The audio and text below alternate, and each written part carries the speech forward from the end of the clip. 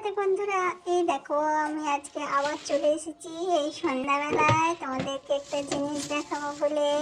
আজকে আমার মাম্মাম দোকানের মাল আনতে বাজারে গেছিলাম। বাজারে গিয়ে আমাদের জন্য কি নিয়ে এসেছে এই দেখো, আঙ্গুর, লেবু, আরো কি আছে দেখি। কি বার করছে আমার মাম্মা, কি বার করছে? ও বাবা বেদানা, আবার আপেল, কি মজা।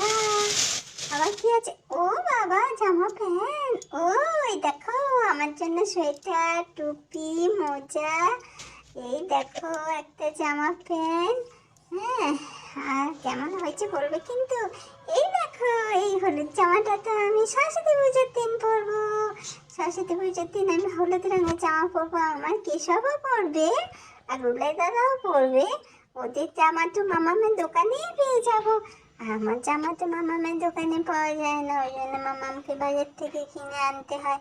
আমার মামাম তো নিজের হাতেই তৈরি করতে পারে, কিন্তু এখন দাদুকে নিয়ে তো মামাম একদম সময় পায় না, সেই জন্য মামাম আমাদেরকে বানিয়েও দিতে পারে না। এই দেখো মাম্মা মামাকে পরিয়েও দিয়েছে। এই সোয়েটারটা নতুন নতুন সোয়েটারটা পরে আমাকে কেমন লাগছে তোমরা একটু কমেন্টস করে বলো আমাকে, প্লিজ প্লিজ প্লিজ বলবে কিন্তু আমাকে কেমন লাগছে, নাহলে কিন্তু আমি খুব রাগ করবো তোমাদের ওপর।